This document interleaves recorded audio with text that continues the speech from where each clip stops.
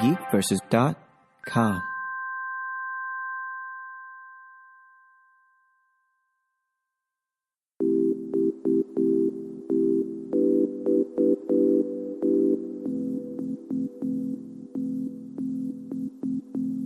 Welcome, everybody, to another episode of Weekly Games Chat. I am your host, Chris, as always joined by my co-host, Sean. Hey, everyone. Hope you're doing well. And John. One of my favorite words in the English language Gaping? is gape. If they only knew the context. If they only knew the context. They may, kind of theorize and think they know. That's true. Some of them may get close. They don't know. Chris, Yes. I have a question for you. Ooh. Yes. How did you like Assassin's Creed? I was with it till the end. Yeah, in the end, I think they just missed what I enjoy about Assassin's Creed. I think most people enjoy, but I will say this: it's the movie, ladies and gentlemen. This is the movie. Yeah, compared to most movie adaptations of video games, it's actually one of the better ones. It's just that That's a good point. there aren't that many that are good. Like it's not. It doesn't die because there's bad performances. Like Hey, I'll put this out there. I'm actually very excited about the new Tomb Raider one. Yeah, that looks really good. I think Oh, I yeah. think they're going to get that. Really, Man, I really left good. that out. Yeah, you left a lot of things. We can talk about it in the intro, but one of the things that was, like I've said about Assassin's Creed the movie, it's like they took the apple of Eden, spoilers everybody, and then what's his name? Ezio. Jeremy No. London No, or Jeremy Irons? Aguilar. No, Oh. the assassin. What's his name? Caleb or The actor, Michael Fassbender. Michael Fassbender. Whatever You didn't say role it he right. plays. Aguilar. Aguilar, yeah. He says because he really looks like he's from Spain. Oh, did you? I did. I'm so Yes, sorry, he Sean. does say I was that. just really all up in my own business. We know. Good And job. on the You know? replay, you'll go, he did. He did. He did say that. I'm going to say that. But I don't even know what I was saying.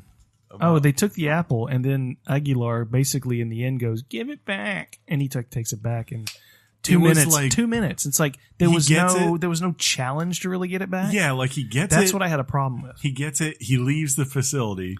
He goes to give a speech, and then boom, he takes it back. Yeah, it's like give it back, and he takes then it. it's like, He oh, didn't and really say that. I like the way they did it because they showed the assassin, like how they can do what they got to do. yeah, I've never taken it. I always do stealth. Always takes me longer than that. it kind of like the thing that I just didn't like about it is that Assassin's Creed to me, what made it great, and if you ask most people as far as the game, Yeah. is that it's like these characters from the past and like building them out, and like really with Aguilar, you never really learn that much about him. You just see him become an assassin, and then he's taking on these people trying to get the apple, but like. Outside of maybe a couple of moments where they kind of hint towards him having a deeper relationship with the one female assassin, there's no like building upon like him or his struggle, where he's coming from, what made him become an assassin or anything else. It's just like, no, here he is. And like, to me, that's what I enjoy about those games. Like, Right. it's cool to like meet Ezio and to see, his family after he gets slaughtered, him rise up and get revenge, but also learn that he's got to fight for the people of Italy too. It's cool to go to London and meet the twins and things like that. And as far as where they're coming from, or someone like even Connor or Edward Kenway, those kind of characters. He's just name dropping at this point. I enjoy all those. We get For it. the You most- played them. Yeah, I mean, like for the most part, I enjoy those people, and like that kind of just all got lost here because Well, they they- wanted to focus on They the wanted to current focus on the stuff. war. They Yeah. wanted to focus on the war, where it's been and where it's going. And I think in that sense, they spent enough got time right. talking about Right. Fassbender's present day character. Yeah. They built him Yeah. up. They Yeah. developed him pretty But well. you guys didn't get the pamphlet with the lore on it? No, I didn't get it. Every time you go to the theater, they're just like, "Here you go, take this." Here's the You pre-movie need lore. you need some context and background. We don't have time But to yeah. put this in, so here you go. That Tomb Raider trailer. Oh, yeah. looked Legit. legit. You could She tell looks they, great. You could tell they definitely were like, you know what? We're just gonna take what was working in that new game, Yeah. and then Yeah. kind of just combine it with a bunch of lens flares, and this will be awesome. Yeah, and somebody out See, there John, on the lens internet, flare is. somebody out there on the internet webs was complaining about her neck. We'll call her Medi. Medi Shinzer. Medi. Anyway. Yeah, she was one of those. Yeah. But I will admit, it's Weddy Benzer. When she pointed it out, Weddy Benzer. But when yeah, that's good. Makes sense. When she pointed it out, I couldn't not see it anymore. It was just like, there's the neck. Yeah. I think it's fine. Dear God. I think it's going to be, I really do think it's going to be the best movie ever. Well, technically it's a reboot of the greatest video game movie ever. Yeah, that's true. Let's not talk about the sequel, though. The sequel was And ironically, also, don't you think this particular franchise is starring I really do think. an Academy Award-winning actress? This is true. So was the last one. That's what I just said. Oh, okay. This franchise and an actor the last time. John Boyd was in it. Yeah. That's when they were still talking. Yeah. They really should rekindle the talks, huh? Yeah. She should do you like Angelina Jolie? Nope. Does it get you hard? Chris. Keep going. What? There's a famous Patton Oswalt joke where he's talking about George Lucas. And Sean Patton Oswalt. Yeah, I know. Yeah. He's hilarious. I'll send it to you tomorrow. He was a friend of a Sirius XM show I used to listen to. Ooh. Yeah, he was a guest. Then that show died. It did. Yeah. Kind of like Mike and Mike. Mineral powder and sandalwood. Right? I'm about to stick my nose where... It just smells Chris's like my arm pits goes. You think that's his arm deodorant? It's just my pit. People use deodorant for other places too, John. Jeez. It smells pleasantly pungent. See, John, a taint is. So I watched that. I also watched, and I have a big recommendation on Netflix. Dude, did you watch it? No, not all of it. No, American Vandal. Yes. Yeah. I've watched about 30 minutes of the first episode. You enjoying? I had to turn it He's off last night. hard. Yeah. Because you're laughing so hard? Because I came to bed last night. I got in bed with my wife. Your wife. And I know. You gave me a sub. I was like, why is he doing that? I wasn't exactly. I wanted to just watch something and drift off to sleep. So I turned on American Vandal to continue it because I was like 19 minutes in. I got another 10 minutes in and I had to turn it off because I was shaking the bed from laughing. Not. Yeah. Just the. Not for any other reason. Not for any other reason. Yeah, just laughter. I was like quietly laughing, but my body was shaking. And I was like, I can't do this. I got to control myself. That's what I love about it is I was laughing at the point where they were discussing, well, these drawings that he's been doing for years are not consistent with the drawings on the car because these drawings have like little ball hairs on them. And in this drawing, there's no ball hairs.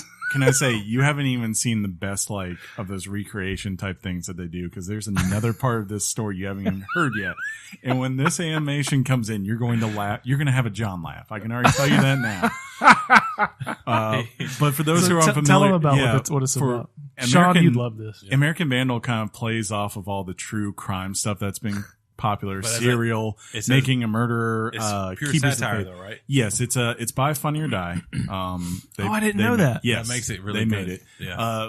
And they commit to it though. Like it's not over the top and like they're not just constantly putting jokes where there's not a joke needed. They are committed to making this feel like you're watching like Making a Murderer. Or it's something. not even a wink and a nod. No. Oh, this is where I actually started laughing, where he was talking about how, what's the kid's name? Dylan. Dylan was trying to get big on YouTube, and they were doing these videos the where Wayback Boys? He was running around farting on babies. Yes. And he was doing it on camera.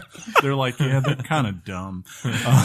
Anyway. But the whole entire point is Dylan is a kid who was expelled from high school because he is accused of being the person who took spray paint and went into the teacher's parking lot and spray painted 27 Richards on cars, on various cars. So he has been accused of that. And one of the guy who heads up the morning news is basically making this serial documentary to examine if he was actually guilty of the crime. The morning news for the school. Yes. Yeah. And all this kind of stuff. And it goes, I mean, like I have to say, after finishing it, one, the mystery of like, you know, the reveal of like actually what happened, all that is satisfying for the most part. Yes. And two, like it just consistently shows how great these shows, like the bad part of it, like in a way where it explores everything, so it makes you think about everything, but you're also like, yeah, but reality speaking, let's look at the actual evidence that's in front of us. But there are just some really great jokes in it, and I don't want to spoil any of it. If so you just look go watch at these it. two images side by side, you notice one of them took much more detail when it comes to the mushroom head. Stuff like that. And I'm only 20 minutes into this thing. They were talking about that at lunch today, and I was like, yeah, wow, I just started Narcos. I know I'm late on it. Oh yeah, it's fun. It's Netflix makes really just quality stuff. They do. It's They crazy. spend, they That's spend why $1 they're getting rid of billion. everything. Yeah, they don't need to. Yeah. And also, I've been watching Atypical, which is I did watch that with Michael Rappaport and Jennifer Jason Leigh. That's a good Fast Time River. Yeah, right. Right. It's a pretty good little show. I think I'm 3 or 4 episodes in. Yeah, I'm hearing I need to watch Ozark. I. That's like Jason Bateman, but he is It's not kind of Jason Bateman. Yeah, it's like Breaking Bad, but without the buildup. It's just kind of like Goes right to it. consistently intense. Straight crystal meth. Yeah, pretty much. Nice. But what's up. also Roll Tide. Yep. That's all we gotta say about that. Roll. I saw, Roll Tide. what day was it? I saw it last week. Did you? Definitely would recommend it. There you go. It's quite fantastic. I saw it with Cameron Bean. Thanks Shout for out to inviting me. Cameron. I heard that it's the Stranger Things meets the Goonies. Right here. It is Stranger Things meets the Goonies, but R rated. Well, I guess Yeah. Stranger Well, I Things mean, is technically R rated. And look, Stranger Things is also coming out very soon. Yeah, it is October 27th. Yeah. Very Month-ish. Very soon. I didn't invite you because Cameron invited me. That's kind of my. Bishop said, That's my you know, rule what thing. about our other friend Chris? You didn't seem that interested. Bishop? You were kind of 50-50 on it. Oh no. I love it. That's a good book. I feel Yeah. like he was 50-50 too. Yeah, I you would were have there. gone. I'm not like rushing out to see it, but if a friend invited me to go see And it. I haven't seen I would go see Cameron. it. I haven't seen Cameron in months, and it just would have seemed like, hey, can I just? I can't believe we're working this out on air. I just didn't want to bring a buffer or what the appearance of a buffer to a. I would have sat right between you two. So guys, Hey guys, what's going on? But it was hilarious. I love clowns. If you know Cameron, he's Our listeners don't. the clown. The clown freaked him out like you wouldn't believe. It was just. Clowns, it was hilarious. as you know, there was a point. I don't know when in your age, but for me, you started realizing people are scared of things that you're like, you're scared of that. Yeah. Clowns have never freaked me out. They don't but freak I me can out see much. where that comes from. The only time that happened to me was like probably when I was 5 or 6. Of course, my older brothers and sisters, because they're jerks, wouldn't turn it off. Was Killer Clowns from Space was on, and the idea that like there was, and like I had just gone to the freaking fair too, so the idea that there was a clown out there that wanted to wrap me up in cotton candy that was going to eat me away, that got Actually, to me. I saw a study about the fear of clowns. Yeah, And it's very the fear of clowns is actually very trendy for people to say they're scared of clowns. yeah.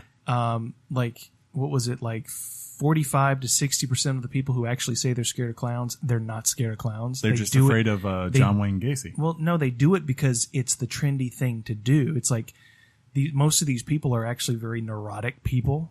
It's like it's a very Okay. it's like a it's not a mental disorder, but it's a condition of conformist fear, as they phrase it. Also, when they were also studying the words that people hate, like moist, things like that. People do hate moist. That's a great word, though. And moist is like there's like 20% of people who actually do hate the word moist, but they don't hate words that rhyme with moist. So it's like hoist. Foist, Contact. loist, joist. It's like you say a we word just that make up matches it, words? I think so. Pretty much. and it's like it doesn't affect them at all. Kiss. So it's like that's Cake. Man, these are things that are moist, right? yes. People wrong are with the word thinking. moist? I don't know. They're thinking of other things too. And Yeah? moist. You think so? I digress. I recommend it. It's Ooh. a fantastic movie, and Yeah. they don't try to throw the kitchen sink at you. They only do it from the perspective of the children, and then they're moving on to the perspective of them as adults in the second movie. So because it ends with it going, It Chapter 1. Okay. Well, that's cool. That is pretty cool. We ready to go to this topic? Video games. Wait, we're not talking about something. I'm afraid to say it because I really like the circumstance. Oh, okay. Well, let's just go to the news. Topic time.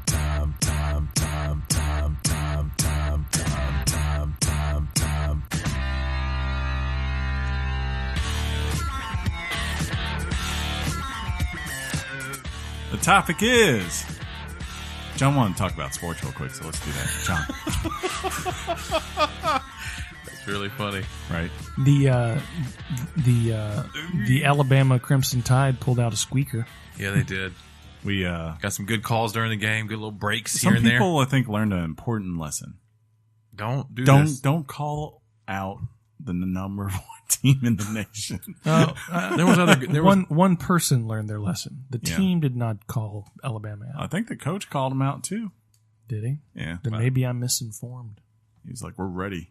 I heard you watched a... That's not calling anybody out. That's saying we're ready. That's enough. I heard you watched the football game while you were prepping for the show. Yeah. You watched the Redskins and the Raiders like I did? No. I got so that would excited. have nothing to do with the show. Oh. He watched the University of Georgia play their game while he was also playing Dishonored 2. No, I was playing Metroid at the time. No, she said Dishonored. She was incorrect. Which don't She's tell her a I said liar. that. Don't tell her I said that.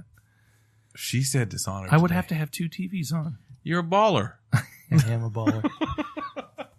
I could get this done. Go UGA. Yeah. We need someone to be good. Jeez. SEC is looking bad.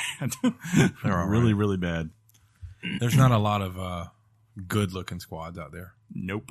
It's pretty much UGA and Alabama, I think, is I was Is going more than UGA good this year? See, that's the thing. I think it's still too early because, like... That's what I'm getting at, Chris. It's too early Yeah. for a lot of teams.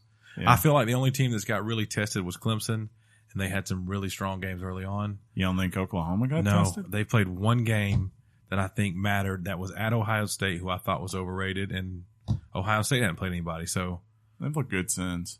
They were dominating someone in the Big Ten this weekend. Baylor. Oh, Baylor? Is that who they played? I think they played Baylor. I don't know. No disrespect to Baylor, but when Baylor was like ranked 3 and 4 in the call country, tonight. when they were ranked 3 and 4 in the country, Yeah. they had to outscore you. They were winning like 58 Sure. to 54. I don't know. It's, to me, We okay. played defense in the SEC. To me, that's a cop out though, because you can, to me, in my opinion, you can look at the way teams work and you can kind of get an idea of like how, like, look, anyone who's been watching Alabama is not, especially after Saturday, is not looking and going like, well, that's a team that's got issues. Who was it? Somebody was like, why'd they finally get good? I was like, well, they got people back. People were hurt since that Florida State game. And Yeah. Well, I mean, they were still out. It's just those kids were in their third game. no. People came back. I listened to Yeah. the pregame show. Oh, okay. I'm sorry, Eli. But yeah, it was a good weekend of football. The NFL had some pretty crazy games. The Atlanta Falcons won on a last second call. Nothing else happened in the NFL. No, I was trying to be. Yeah, that was. What else happened then? The Redskins won. No one Big. cared. No one cares about That was the a Redskins. coming out party. Everyone picked us to lose that game and we He dominated. did it again. He said us because he likes the Redskins. Hey, I fought for old DC through the whole entire North should Turner. you should and be a Marty Baltimore- Shaw. Baltimore Ravens fan. No, they weren't around even when I was a kid. They were not around. I know yet. they weren't. And Can you just let me do this? You know what? You're right. I should shut My my mouth. my grandfather would have disowned me if I had ever said I was a Ravens fan. Yeah. Oh yeah, Why? because he grew up always burgundy and gold. Always. That's because he didn't have a Hey, John. Baltimore team. Yeah, he grew up. Chris. He grew up like 15 minutes from from DC. How do you say Baltimore? Baltimore. There it is. Balmore? Baltimore. Mm-hmm. Yeah. That's how I say it. More ball? Yes, please. Balmore. Or else you say, "Oh, Strohs and Natty Bows, hon." I don't know. Oh, man. So yeah, John.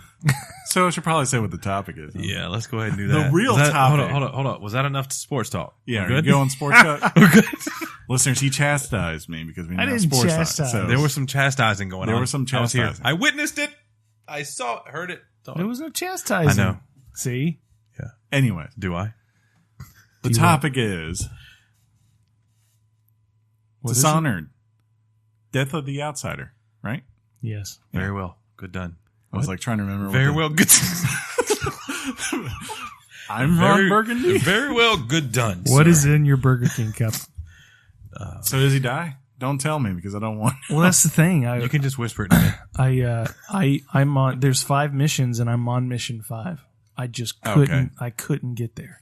I know you you you had a whole week, John. I tried, man, but I know you won't be able to tell me, but I'm wondering the depth of that game if it rivals what Lost Legacy did in terms of like size, and things like that. Gameplay hours. It's about 8 to 10 hours. Pretty I still haven't beat Lost Legacy. Yeah, I'm getting that back. Really? Need it back now? No, I wouldn't do that to you. I don't know if you need. I wanted a better reaction than really like with a heartfelt like look on your face, dude. That's where I tell you I traded it in. It's right there. I've already seen it. But no, that's what you think it is. That's just the case. Is that how it goes? See, I'm That's excited just to a hear case. about this because I know this was How something. excited I am not at all. On a scale of 1 to 10, probably about a 4, but still, we're good. That's pretty good. I mean, I'm not at all, just because honestly, John knows I like Dishonored a good bit too, and this is like I don't want to hear anything about this game. I thought you were gonna dabble with it. I came close, but unfortunately, Cuphead this weekend, and That's true. And then I've got like a run of games the next couple of weeks. Yeah, I might skip Cuphead because I think you guys are playing it. I don't have an Xbox anymore. Breaking news. Is that true? Nope. That's funny. Again, I did. Because then I would have been like, let's go to the tape. This is the greatest console ever. I just released my bowels. Look, I tried to troll you. You didn't bite. You got all heartfelt and sensitive. Yeah. I try to troll John, and I get that look. That's the it Dexter was look. absolute contempt. Yeah, for sure. But yeah, John, I want to know I want to know how this is playing out. Before we get that, speaking of which, is it really bad? I just got selected for jury duty, and I was looking at how much I'm going to get paid per day by the city. Is it really bad that I'm like, if I can just get like a week's worth of jury duty, that'll let me pay off my Xbox One X? No, man. That's awesome. No, man. Right? That's called the human condition. But that's not going to happen because you know how it is for people in our profession. The moment they find out what I do for a living, they're going to be like, you can have a good day, sir. Really? Why? I guess we can't answer that. Yeah, we can't answer that here. I'll tell you later. So, yeah. I mean, yeah, this is one of the things Dishonored to me is known for, and something I really appreciate is giving a lot of importance and story to its supporting characters. You're not just focused on. Am I okay? No. Oh, you're just trying not to hear. It's really okay. I'm really not gonna. I'm not gonna go into story. That's what he says. I don't think. I know this guy. I don't think. We got him out. You're good. Bring them All right, out. I'm excited about this, dude. Yeah, man. Yeah, man. I wrote it down, son. I mean, because like I said, John, if people have listened and they knew you, this was something you were really looking forward to. I was. Yeah. I was pleasantly surprised. I expected it, but I was glad when Bethesda announced this game. Mm-hmm. This is what I guess technically an expansion. It's $29.99. It's roughly half.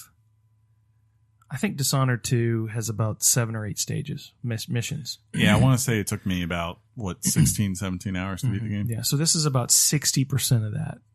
Not bad. Not too bad at all.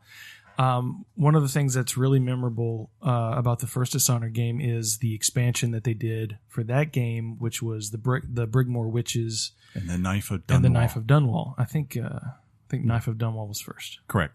And that came together as sort of a episodic DLC. This one they just automatically just put together. Some of the best parts, which leads me to me saying, well, some of the best parts of Dishonored are their supporting characters. Oh, for sure. They really make the supporting characters count. They're not just background noise. They have stories, they have feelings, they have motives, they have a purpose in these games.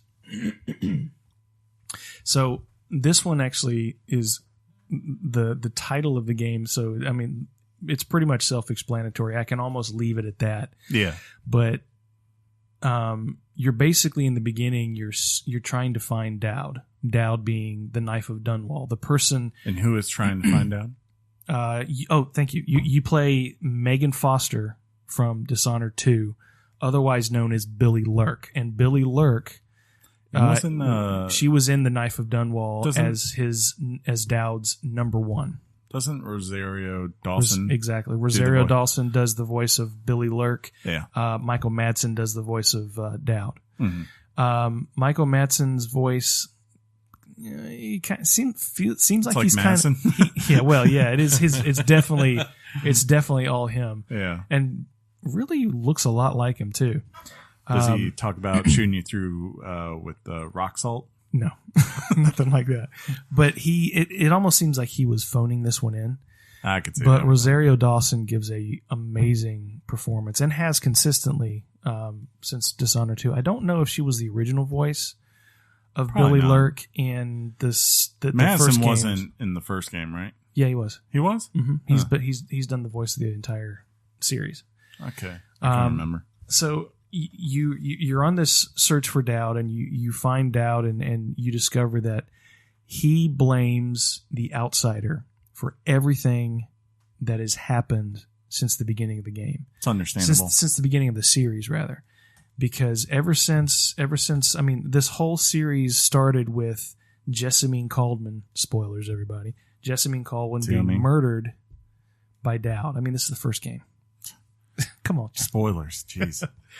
And that moment is the moment that, triggered everything else that happens in the series. And so Dowd, instead of taking a self-reflective approach, Dowd blames the outsider for everything, for manipulating the politics, manipulating the actions of every individual in the worlds of Dunwall and Karnaca. And so it's of Dowd's opinion that the outsider has to go. And so Dowd recruits Billy Lurk, a.k.a. Megan Foster, to be bored by what I'm saying and start falling asleep, Sean. No, I'm listening. This is my I'm paying attention. Your eyes are getting heavy. So Dowd tasks her with fulfilling everything that he's discovered up to that point to carry on. Gotcha. And so Dowd has discovered basically secrets that are held in different areas of Karnaca. This game still takes place in the same location as the Dishonored 2. That makes sense. Locations, basically you're learning, you're finding a MacGuffin to kill a god. Is it after the events of the second game? Yeah, it's a few months after you've you learn a little bit through discovering journal entries, letters. Emily Caldwell is rebuilding Dunwall, going forward with Corvo. Corvo's not mentioned that I've noticed. I could be wrong. I just might not have seen anything. But she goes forward with ruling with unity in mind, as opposed to being more hands off the way she was prior to.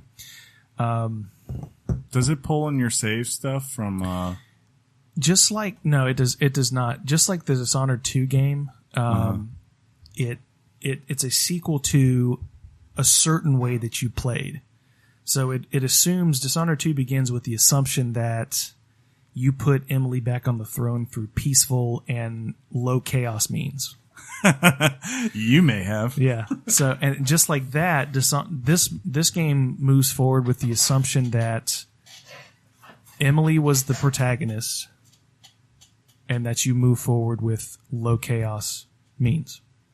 And which, with the chaos, I'll get to that in a second. But so you go through the first stage, and then the second stage, you're gifted with some abilities that are, and that's where this game truly stands out and shines with the new abilities. You are not given, and this is not spoilery because it was all in all the press work.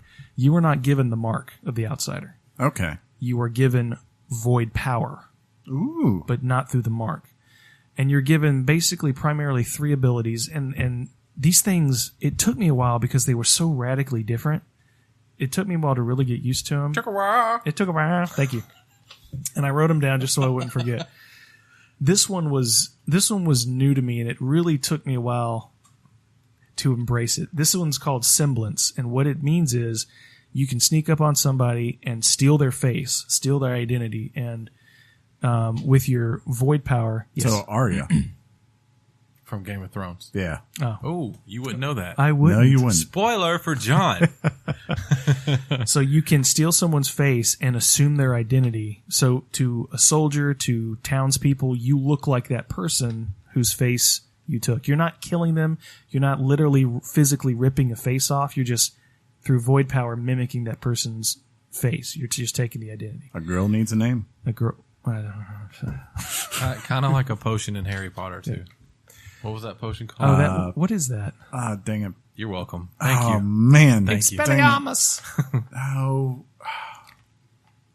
That's Yep. going to eat at me. It'll be okay. You got to do a Google search. Just blurt it out when you get it. Yeah. And so that one was I was more resistant to that one, Yeah. but when I started to embrace it, oh man, it's an awesome That power. was almost an O-face. Because you can clear a room with this power as long as nobody is grouped together in one spot. You can go to this person, take their face, go to that person, take their face. It's a really awesome new Polyjuice potion. Polyjuice. There it is. It's an awesome new way for stealth. Yeah. But you can do chaos. Let me ask you this. You said in a room, though. How does that not present a problem when you steal Bill's face, but Bill's still in the room, and now you look like Bill, too? He's not in the room. Thank you. I should clarify that. What it does is it knocks that person out. Oh, that's like you nice. choke them out, and you steal their face. So you can't just be like, hey, that guy's over there. Let me steal his awesome. face. No, I can't just. I have to be next to you that can't person. you can't be like Mystique. No, I have to be Okay. next to that person to Gotcha. take their identity. Sometimes when you say things out loud, they just become funny. I And that know. was one of those moments. That's awesome. I can't. I choke you out and steal. I will choke you out and steal your face. What? The second one is like the blink power that Corvo has, and similarly the I forget what they call it with Emily's, but it essentially does the same thing. It's a teleport power where you can traverse in an instant in the snap of a finger, getting from point A to point B. But this one, I hated it at first because you basically You hated something in Dishonored? this one. Yes, I he's gonna hated it at first. He's going to hate something in Assassin's Creed. But I Revelation, learned how to use it, and it's amazing. too. So you embrace something you Like the didn't Aerosmith song? Yeah. You guys want to hear this? We do. No. we I do. just want to We've mock you gone while I do it. Aerosmith, Harry Potter, It's just, you knock you out and steal your face. That's just how my brain works, bro. Yeah, I know. Why you got to call me out? So It's amazing. you hold down the left trigger, and to pinpoint where you want to go in the world. And then when you release the trigger, You go back? You see. I will finish a sentence even if it kills you. Sorry. No, it's once you release that trigger, you see an image of yourself at that location. Huh. So you can leave that you can leave that image of yourself at that location and then go over to somebody, pickpocket them or kill them, and before people are alerted, you can hit the trigger button one more time and you're immediately there. So if you're like, Oh, if you had like four people, it's a fancy way of escaping a situation. if you had like say 4 guards patrolling a door, you could go in, put the image there, go back, they all start shooting it, go around and flank them. Right. I was thinking more of an alibi situation, but it's way more than that. There's a game that does that. What? And it's not, I'm thinking about that. there's a game that does it, and I'm trying to think what it is, like where you can do that, like put up the decoy type stuff. It's not even a decoy because they can't see that. Only you can see that. Oh, only Yeah. you can So see. you Okay. set it Yeah, up that like on a changes high things. ledge, like So you as a can keep marker coming to back. where Okay. as a marker to where you're gonna go. Okay.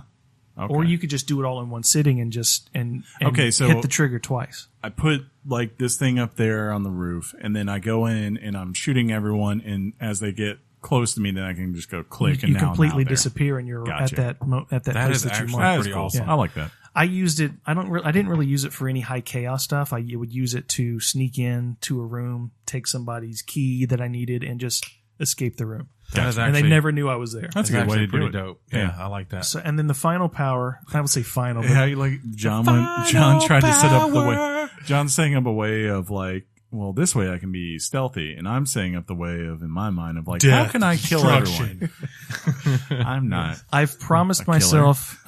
myself to go into all the Dishonored games and play chaos. It's fun. I used to. hate killing people I used to be like in you games because I love it in real life. I used to love it. playing stealth like you, because stealth Yeah. is fun, and It's really fun. I enjoy the It's challenge. challenging. But after I do that, I always now play chaos because it's just fun to see. I feel like once you start playing with chaos, you can just get so experimental, like with things that you can do. Like you're like, well, if I put this together and that together, what happens? And then boom. It's just the beauty of Dishonored is you can go into a level and do it right, and nobody ever knew you were there. correct. I agree. It was it's poetry. It's called Metal Gear Solid. Yeah, I was whatever. thinking that too. Yeah, whatever. And then the third power you're given right off the jump is foresight. It's called foresight, and I forget the power of what it's called. But with Corvo and Emily, it's where you can see everything through walls and you kind of know where everybody is. Yeah. This power is different. It serves a Dark similar vision? purpose. Dark vision. Yeah. Exactly. This power leaves you in a state of, you basically leave your body and you roam around the room and you can mark enemies.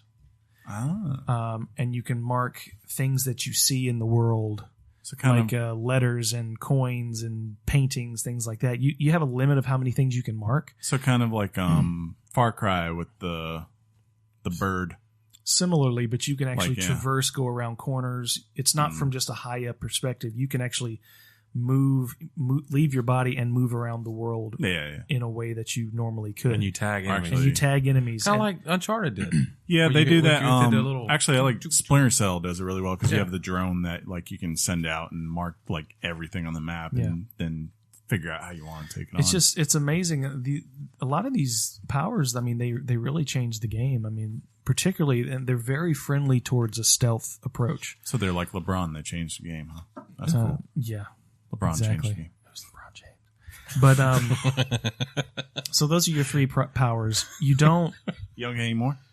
You get more much later in the game. Oh, you do have one power. I didn't really use it that much. You can actually. It's called Rat Whisper. They always got some of them rats. Yeah. Where you can actually listen to the rats speaking, and they give you Oh God. hints about the world. Like some will tell you about a Do they talk- passageway that leads behind the black market What do shop. they sound like? Do they sound like whispers from Lost or something? They sound like a. Not that I know what this sounds like. They sound like a. A sex talk worker. Hey! It's a high pitched lady voice. I don't like it sounds like a rat. It sounds like All right. but they give you some of them. I don't really use it that much because I don't know. It wasn't that big a deal to me, but they can give you useful hints about how to get into a building a certain way that you might not have thought about. And they speak in code. They don't outwardly say go this way. They give you some. They speak in riddles. So it was difficult for me to really pay attention to them. So, with that being said, these powers that you have, they don't upgrade. They just are what they are. They are what they are, and I kind of like that. It takes away that pressure of the game. Not that I don't like. Not where, that I where don't do like I go that. with the skill tree? Yeah. What do I do? What do I What's do? better? It just More it gives so, you what you give you, and You the don't have to void go find hearts, right? runes. Yeah, Or runes runes, are yeah. not in this game. Bone charms are still in the game. Okay. Bone charms can add to your offense. They can add to your defense. They can add to your powers in sort of like a tacked on way, but they can't upgrade anything. And you can still craft bone charms as well. To not in anything that really truly changes the game, but you can craft it in some interesting ways. The void energy that you get, just like the elixirs, you have this blue gauge, but this void energy, when you use it, it just replenishes. Oh, so you don't So have you to. don't worry have to about use buying- elixirs. Okay. In fact, in the game, it demonstrates as part of the story that those elixirs were banned. What about the health one? Those are just They're still there. they're still there. Okay. But playing stealthy, I didn't really use them that much. So the void energy can replenish itself. You see my notes? I'm stretching my back. Another aspect of the game that completely changes everything is there's in the other games, you can be high chaos mode, low chaos mode, mid chaos mode. You can kill, spare, all that stuff, and you could do all that in here, but it doesn't really matter. It doesn't really affect the story matters, in the way that, you know, in the first Dishonored, the more people you kill, the more rats there were. Hence more plague. Hence more plague. Same thing with the blood flies in Dishonored 2. I didn't know that. Yeah. It all. I wonder why there were so many rats in Dishonored 1. You're just like, I'm just killing stuff. Like they really got a rat problem. They really got a rat. Yeah, if you do the high chaos like at the end, I think basically like half the city dies or something like that because of the rat plague. That's great. That's really so cool. the game. Yeah, the game does a lot of things to alleviate the pressure of I want that good ending or I want that bad ending. You know, and you're free to just use variations of approaches and not worry about, oh, I killed this guy, now I got to restart a save. Yeah, if I'm trying to go stealthy. Do you think they did that based on the fan reaction from Dishonored 2? As a direct result, or you? I don't think so. No? I don't think so. In this, and I would appreciate it. It would, and it matters because the not the overseer, the outsider is not directly, since he didn't give you the mark of the outsider. Yeah, he's not directly linked to the chaos you cause. Gotcha. In the other games, he gives you the mark, and if you choose to accept it, that's true. If you choose to accept it, and he's more directly, he affects the chaos. He constantly makes sure to comment about your choices and how you're perceiving the world and what that more so means. It's like, well, what is this actually? What are you really doing here? You know, And he's always in the game. He's constantly talking to you. He's constantly, making you question, what are you doing? Do you really think Dowd's telling you the truth? All this stuff. Maybe he's just manipulating you, that kind of thing. Almost like, it's not as constant, but almost like the Joker in the mind of Batman in the third Arkham game. Spoilers. That's not a spoiler. Kidding. No. I'm more so just the third Arkham game.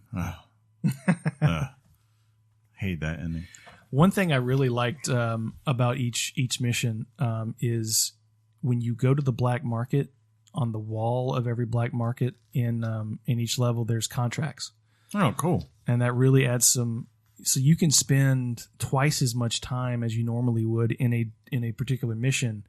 And depending on, you can still choose, it rates you at the end of every mission. It rates you based on your chaos level. It just doesn't matter to the story. Okay. So you can still go in, try a non-lethal approach, ghost, and it still ranks you that way. And these contracts can pay pretty big, but some of them require you to kill. Some of them just require you to gather information or disable somebody. Intel. Yeah, intel. That's what we call that. Thanks, man. And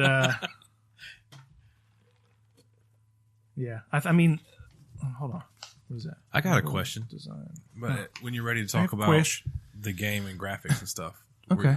So just let me know when you're ready for that. To me, this game really stands out as a unique mark on the series.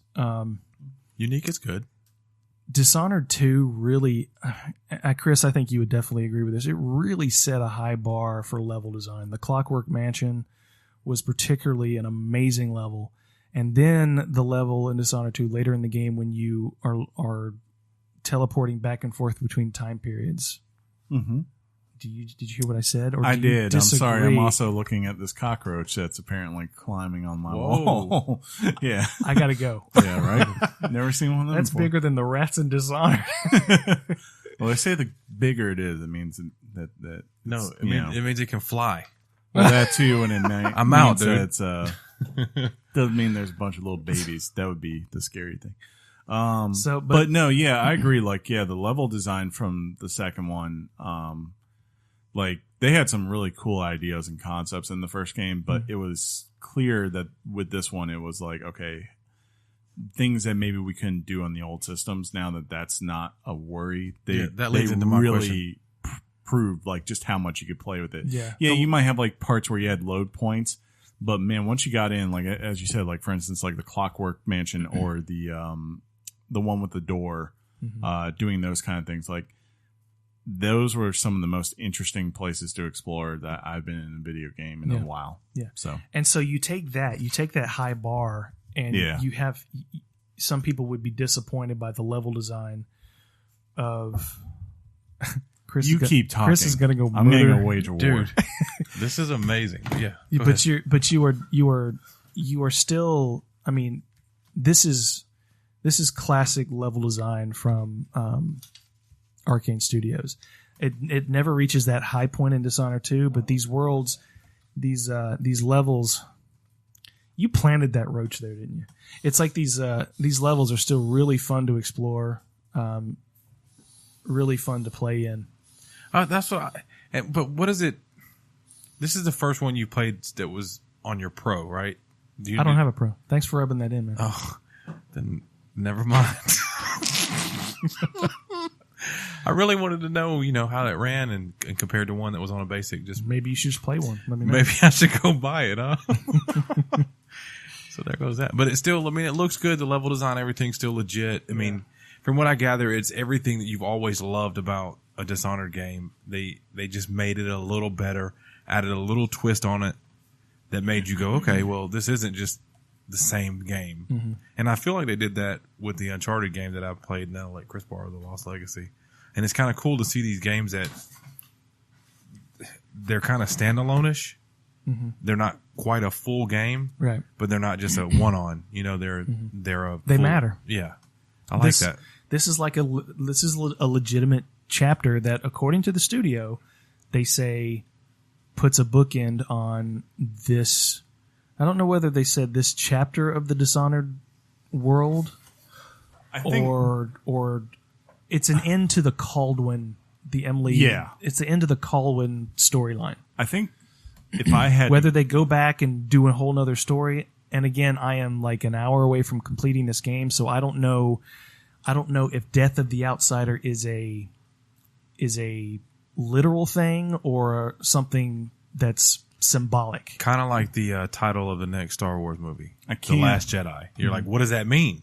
It means Mark Hamill's Last Jedi. I mean, you learn a little bit about the Outsider in Dishonored 2. You find out that he was a victim. He didn't ask for his god-like powers. He was forced. He was spoilers. It's not spoilers. It's the second game. It's been less than a year. So it's like he's a sympathetic character, and the game, while you're trying to accomplish a certain goal, the game actually tells the story in a way where you start to go, is she really going to do this? Is the chaos in Dunwall and Karnaca really the responsibility? And this is actually a fundamental question that the game poses. Do we blame our gods, or should we blame ourselves that's a good for question. The things that happen in the world? Do we give credit to gods when things go well, or should we trust in our own autonomy? I'm Dowd. Oh, did I kill the Empress, right. or did the Outsider force my hand? Right, free will. Yeah. I think in a deeper tone, Arcane, in a way, I think, as you said, I think the idea of this was to bookend everything, including the Outsider, and it's probably for what you've been hinted at with Billy in this one, is to say, whatever they go to next, it doesn't have to be defined. Tethered. It doesn't have to be if there's one complaint you can make towards Dishonored, is that it definitely feels like it's tethered to the first game, and everything Emily, even though she's different than Corvo, still has to feel somewhat, everything still with the Outsider has to feel grounded in that same reality. Mm-hmm. Corvo's new powers that he gains in the game still have to be built upon what he did in the first game, and that relationship with the Outsider needs to feel as relevant as it did in the first one. And now it's whether he ends up dying or whatever, maybe he just leaves, I don't know, we'll see. You don't even know yet. Whatever it ends up being, it allows them, whenever they decide to come back to this franchise, which I don't know what their next plan is. It's a tough call. I mean, it hasn't been a mega seller too. No, that's one of the problems. It lets them, whenever they do decide to come back to it, they can come back to it and say, let's try something completely different. They might sit there and go, you know what, let's do a tale that took place 600 years before Emily and Corvo. Let's do a tale that's way in the future past them or something like that. You just don't know. And that's cool. That allows them to remain fresh. It's definitely bittersweet to me. If you were a fan of this, if you were a huge fan Was it like of, a symphony? This No. bittersweetness? I get you. But Yeah. no. It's just if you were a fan of this series, and you'd be a fool not to be. But yeah, I'm talking to you, Sean. I like the series. I've actually opened both of these games. You've opened the games. Yeah. That says a lot for Sean. I Just- am just- touching things right now. Just haven't opened Tomb Raider yet. It's just really, Ouch. it's this world is so In a rich. world. It's so I love the the world. lore that you discover along the way. I mean, you could fill bookshelves with ideas and books and new characters you can introduce just in this world. This is Let me one of get the most John. this is one of the most amazing worlds I've ever experienced in games. We need to let John play Skyrim just so he I was can like thinking of that, go yeah. to a library and be like, really, you want to see some books? It's coming to Switch. But check this out. It's just November I 17th. would recommend this to anybody. It's $29.99. It's Did totally you get worth digitally or did you it. Digitally. I have all of them digitally, so I just Oh, that's why you didn't buy the collector's edition of Dishonored 2 with the mask that you could have got. Remember, I almost I did still that regret too. that. I know you do. Real regrets about that. That's why I bring it up. I didn't realize that It's my package. job. I mean, I tried to get that and I couldn't through Amazon. And like the package, when we finally saw, it, I was like, "Geez, that's a lot bigger than I was expecting." Yeah. And all this That's what she started said. all this started with a stocking stuffer 4 Christmases ago, and I was like, what is this? Yeah, And I It's just been an amazing journey, John. yeah, I think pound for pound, I think I love this series more than BioShock. Well, that's It's easy. just Of course. it's BioShock just that sucks. amazing. we all make dumb statements, so I'm gonna let that slide. Yeah. But it's okay. But It you- is a very good series. And ladies you- and gentlemen, but you he's not gotta- talking to me when he said that. But you got to admire You are a lost cause. You didn't gotta- even make it to the reveal. you got to admire this game as an expansion, and the previous one as an expansion. They, like I said, a book into this discussion. They really care about their supporting sure. characters For sure. and stroking people's fingers. What? And Egos. You said that out loud. You're not So- supposed to tell them that. Yeah, please, Arcane. I know you're listening. Yeah, dude, we're big time. Just promise me one day you'll come back to the series because you guys. I'd like them Are to go. so good. I'd like them to go off this studio or this part of Arcane, go off and do something new. Just because Prey is Prey, and I know you enjoyed it. I really didn't enjoy it that much, and I know that wasn't the main team or whatever. I want to see this team, like now that they've got this down. Like, okay, what else can you do? Like, could you do a Thief game? Could you do something that has a different tone or time period? You know, whatever. I just want to see it because I think like they make. Are they owned by Bethesda? Or just I think they are. I want to say they I are. want to say they are. Yeah. So it's like I think that's Square Enix that owns Thief. So I don't Yeah. think I don't think Yeah, you true. could just You never know. Well, Eidos. Yeah. Eidos. Or Eidos has where, it. yeah. Idios. I'm sure they could work out a deal. maybe. But So I don't know. good. I would just like to see them do something, you know, that's new or different that no one's expecting. Because I think they're really cool, creative dudes, and that's a rarity. If anybody cares about the score, it's an 8 or an 8.5 to me. There you go. But you can That's the recognize, Metacritic you know, average. it's like. But I'm loving this game. Loving it. Shocker. Like McDonald's, he's loving it. Ba-da-ba-ba-ba. We ready to go to news? If you are, Oh, that was a great job, John. unless you That's want, solid. unless you want more sports. Redskins, by the way, big victory. You know, it's almost October. It is. World Series. Playoffs. Yeah. Playoffs. Look, dude, Nobody the cares. Red Sox are going to win the entire thing. Are they? Yeah. I think the Dodgers. I'm are going to go for it. with either Houston or Cleveland. Cleveland's going to give the Red Sox a run for their money. Cleveland almost won the dang thing last year. Gentlemen, do you see what I did there? All right, Yeah. let's do this news. Hot off the press and straight to your ears. Weekly Games Chat presents the news. News. Layoffs? For the Chinese room? Talking about layoffs. The developer behind Everybody's Gone to the Rapture, which is Bolton, the Chinese room has temporarily ceased development and laid off a majority of the staff, according to co-founder Dan Pinchbeck. Quote, the situation between financial pressures, trying to keep the lights on for the employed team, and the stress of end of development, health issues, just wasn't a tenable thing anymore. It was time to take a break, recharge, recover, and have a good think about our future. The company just finished development of the VR title So Let Us Melt and was in pre-production on Little Orpheus and 13th Interior. This sounds like I'm tired. You're fired. It's probably, hey, your game didn't make a ton of money, and, you know, if Sony's not ponying up for you, Sir, as my much, wife it gets harder. She's having our baby tonight. Well, if you go, you're fired. Yeah, could be. That sucks, though. Always sucks when it's we report this stuff. I hate it. And everybody's I gone to the rap. Is that what? No. Everybody's gone to the rap. Was that the? Yeah.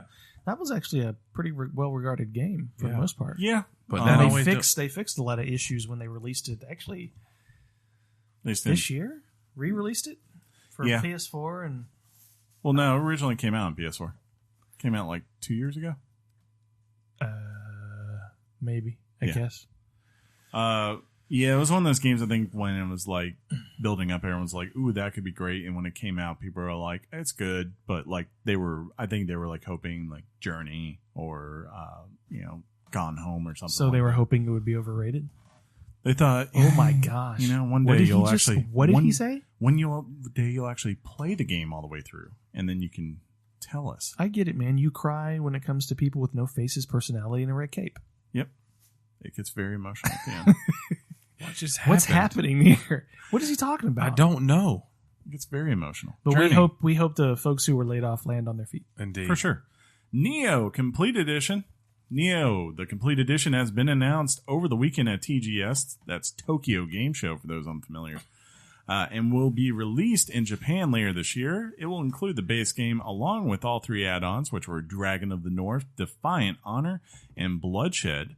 There's currently no word on a Western release, which is sure to come. I'm sure it will. Did you finish this? I did not finish the game now. What's wrong with you? Because I had a lot of other things to play at that time. Name them. We'll wait. Yeah. Horizon Zero Dawn, Breath of the Wild, Mass Effect Andromeda. You didn't even finish that. Yeah, I did. I'm kidding. Don't ever. Calm So down. you'll finish Mass Don't Effect ever. Andromeda, but you won't finish Neo. Yeah.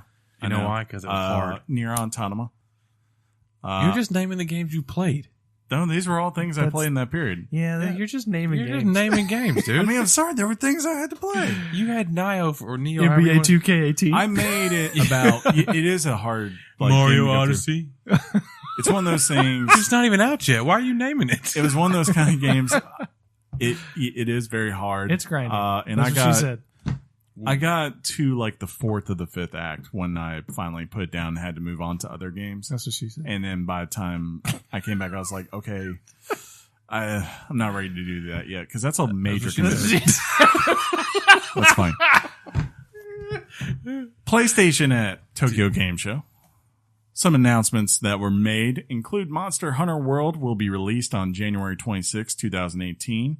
There was new footage of the Shadow of the Colossus remake, showing a clear indication the game is being built from the ground up. Final Fantasy IX was released on PS4 the day of the conference. Thank you, God. Noctis will join Desaya Final Fantasy NT. Dragon's Crown has been confirmed for PlayStation 4 and will release in Japan on January 25th. And a new game called Left Alive was announced from Square Enix. I did not see the Left Alive stuff, but I didn't either. Josh, the moment I told him that Final Fantasy IX was there, me and Sean both got a message later that night from him showing the battle screen or the item screen from Final Fantasy IX for his character. It was hilarious. 9 is your favorite, right? 9 is my favorite. Yes, I will probably be picking this up Don't at some lie. point.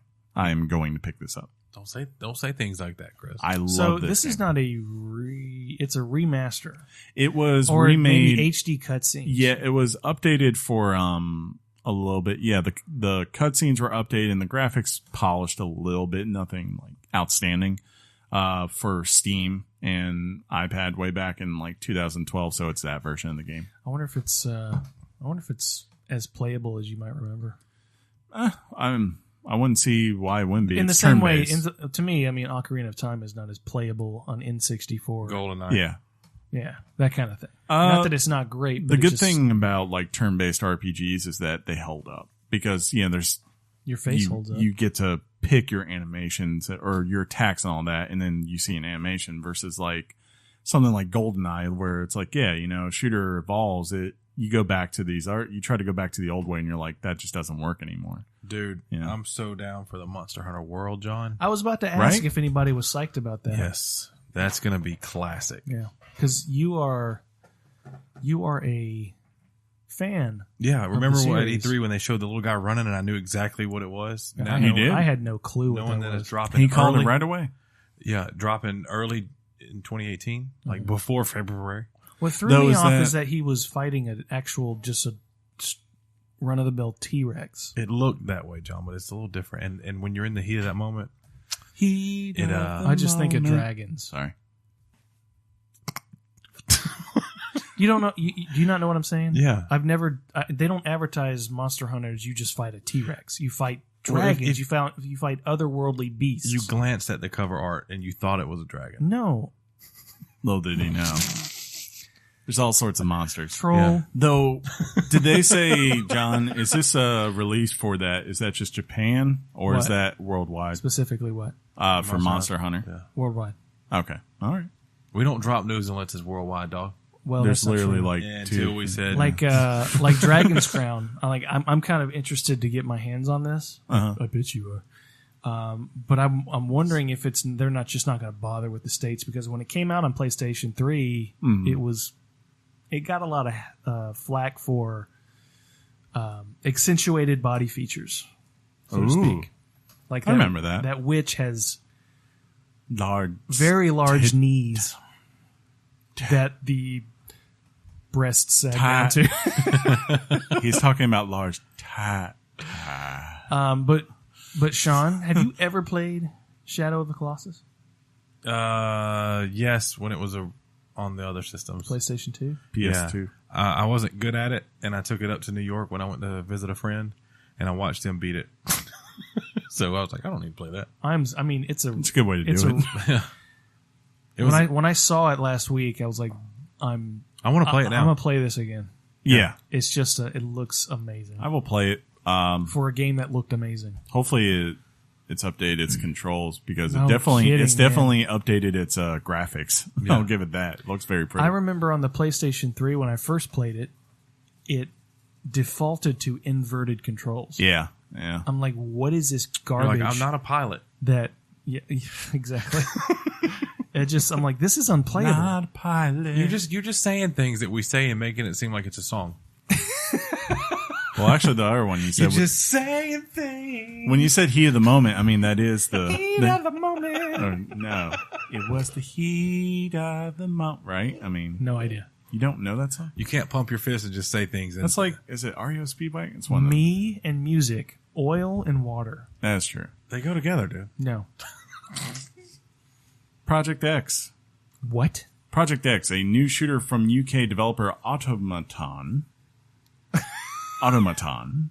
will feature PlayerUnknown Battlegrounds style mode with 400 player matches. According to Jesus. Eurogamer, the massive last man standing PvP matches will be made possible through the utilization of Spacia iOS, a cloud-based technology that allows studios to, quote, exceed the power of single game engine or server. Project X will contain a large map due to the increased population of players. It will feature dynamic weather, roaming wildlife, social hubs, and a player-driven story. It will be released in 2018.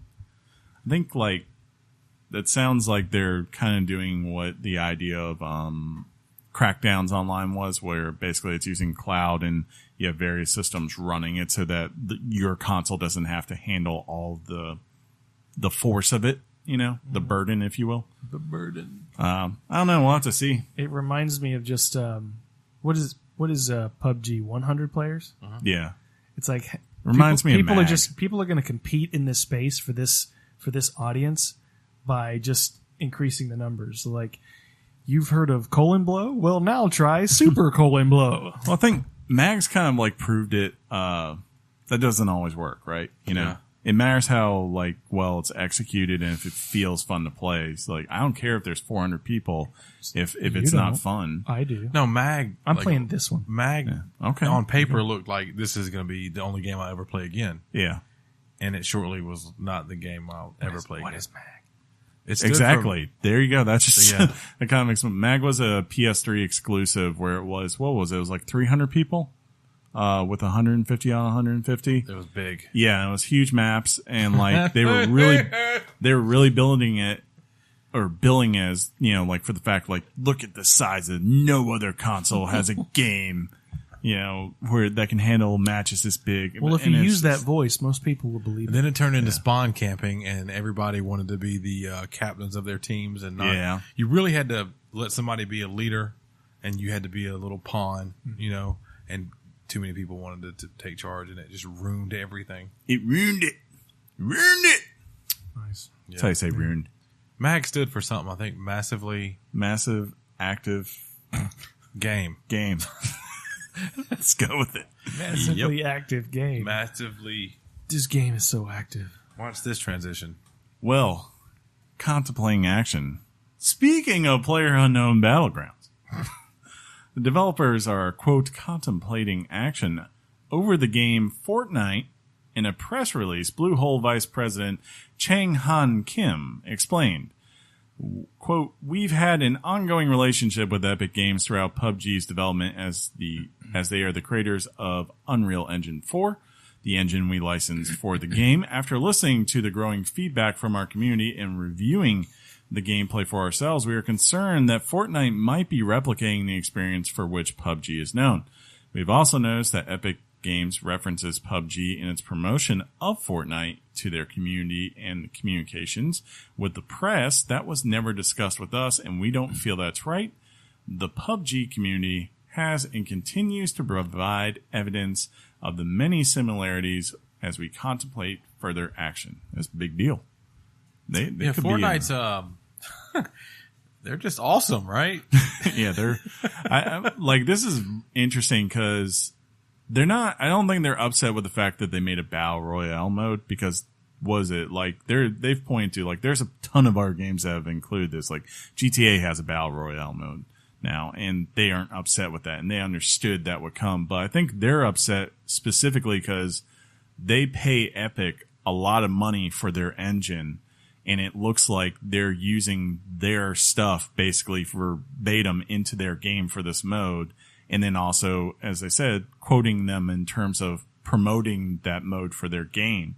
And yeah, if I was a company and that was the case, if you're literally using my assets in the same way and you're not changing it and making it in the design of your game, I would be a little bit ticked off because, you put a lot of time and work into your game. And someone like Epic Games, which is a major company, doesn't need to be doing that. What are the assets? Like the UI, things like that. Just the way the systems in the game work as far as upgrades, I believe, from what I've read. The big thing that's the only really big difference that they're seeing right now is Fortnite has a building mode, and that's not in any way in this. But, like I said, yeah, I'd be kind of pissed off if you're paying this company millions of dollars or hundreds of thousands of dollars for an engine and it's in that understanding. And then they're taking your assets and putting them into their game. If that's the case and they can see that's the case. You make it sound like it's copy paste. Well, I mean, they would have access to those assets. And you say, I'd be pissed too. Yeah. Does that mean you have legal grounds? I think so. Because PUBG is actually, not that I endorse necessarily the media and what they say, PUBG is actually kind of losing the PR battle here because of the statement they came out and made. Like, you shouldn't have done that because X, Y, and Z.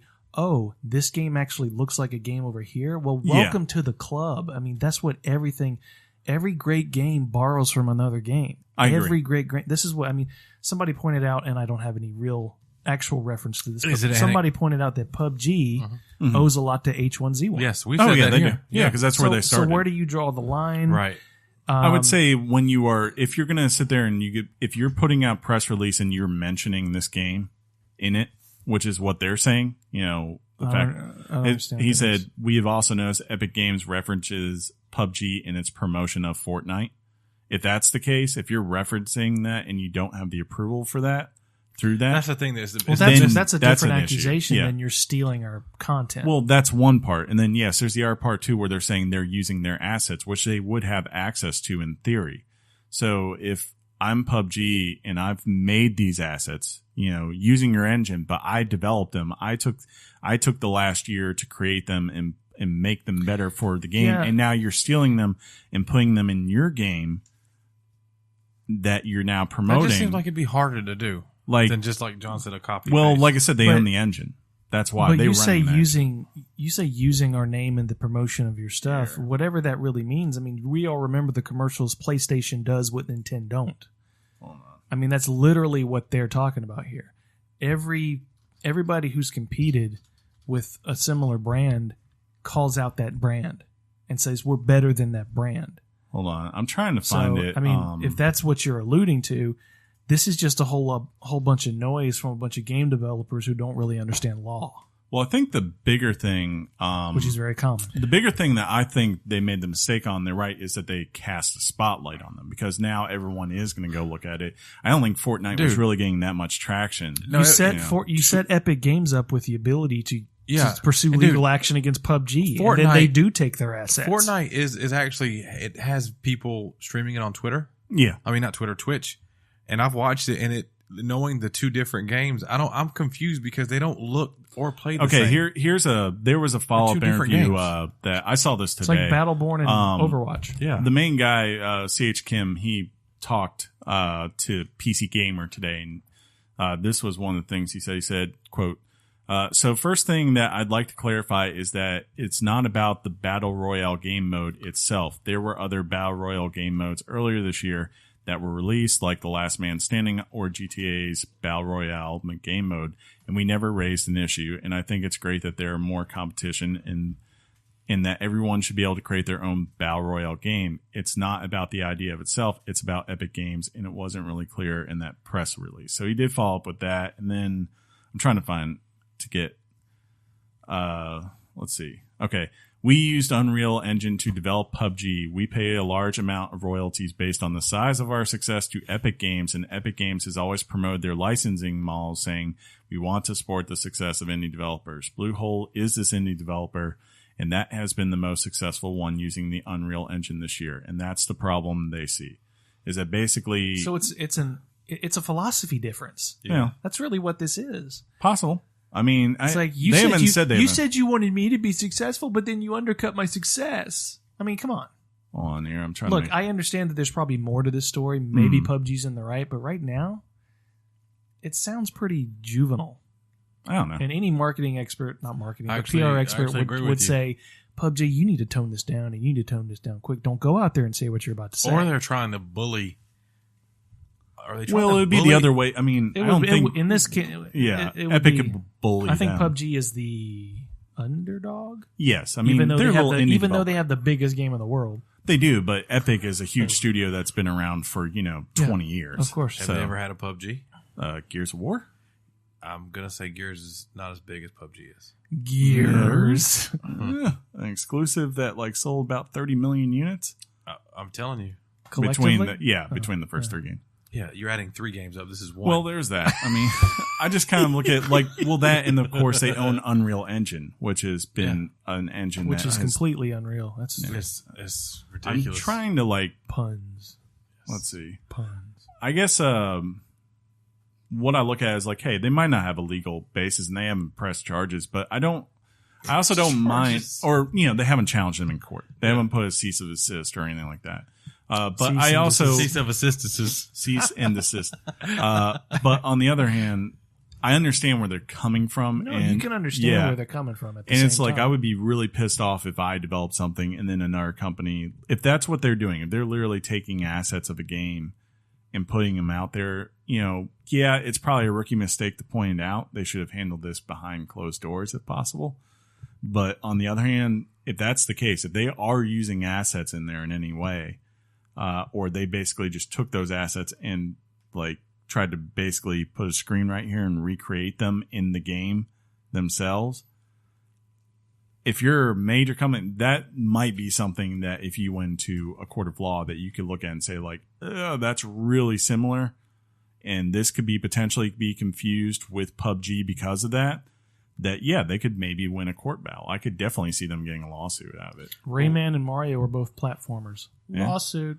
Oh, but you could also point the differences out. But if I sit there and I say, like, literally the UI that you see on the screen, if I took Call of Duty's UI and then I ported that exact same UI over to Battlefield, do you think Activision would jump down EA's throat in a I've heartbeat? seen both UIs. Are you talking? I'm sorry, Sean. I was going to say I've seen both UIs, and I didn't, when I watched They're Fortnite, different.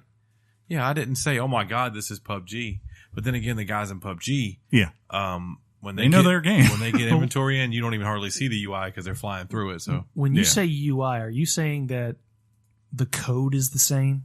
Is that what you're telling me? Like No, the blueprint the UI, that designs the user UI? interface, what you're seeing in front of you, the way. No, the code. That's based on code. You have to. Well, yeah, everything. Just like this game, the UI goes behind the tree, just like in Battlegrounds. Well, I mean, that's what I'm talking about. Miss No, It you're has talking- the you're same talking about the patterns. code. It does the.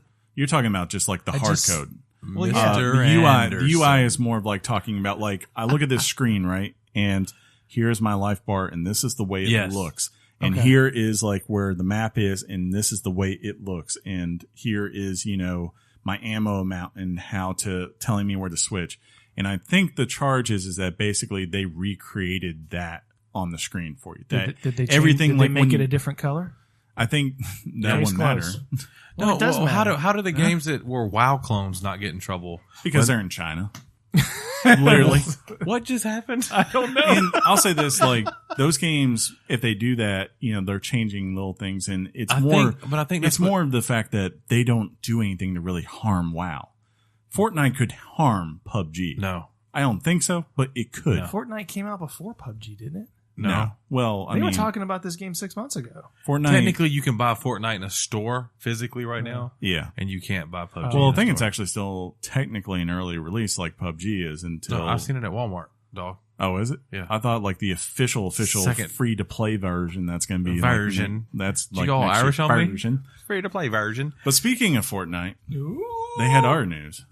Yeah, they did. They apparently became the first people to prove that crossplay Could be between done. Xbox and Xbox One and PS4 is possible. Because over last weekend, they accidentally activated servers that included players that pulled in players from both universes, so to speak. I don't think it was on an accident. I wonder, but I mean, if it is, man, is that like not a shot to Sony to say like BS that there's technical difficulties on this? I could be wrong, but PlayStation, this is like one of those trumped up stories that aren't stories. This is Yeah. fake news. They never said they couldn't do it.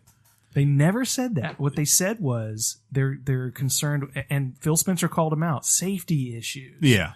That kind of stuff. They never said they couldn't flip a switch and make it happen. Let's put it this way. It went on all weekend and no one really noticed until they said it.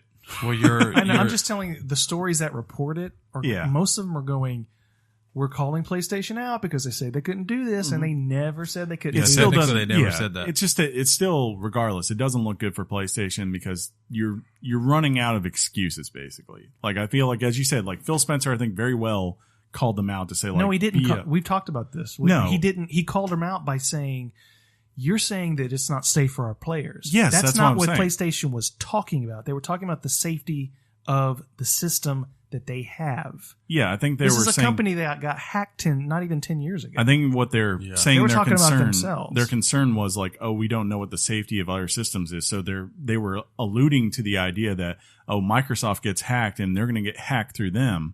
And through that, they're going to have access to our network and we might not be able to stop it. To which Microsoft, I think, came back, and that's where Phil They were Spencer like, came back and was "Get like, Bill Gates in really? here." No, We're going to dude. be the ones who no, get hacked? No, dude, that's not what Phil Spencer. Phil Spencer translated that comment as the safety of the player.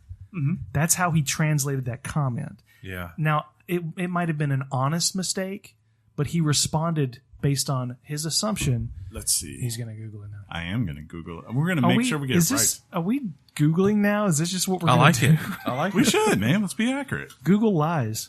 Phil Spencer. They fix their algorithms. Using You think so? You search and you find what they want you to find. They better watch what I search. And just because you're paranoid does not mean they're not out to get you. Remember that, Sean. Okay. What happened? What? What's going on? Yeah. See, I'm worried about All this right. because what it could do is when a discussion gets vamped up, it can call out and potentially shame the person who's actually in reality wrong. So it's like a punch in the gut, stomp you on the face kind of thing. I'm sorry. I just don't know if we want to do that.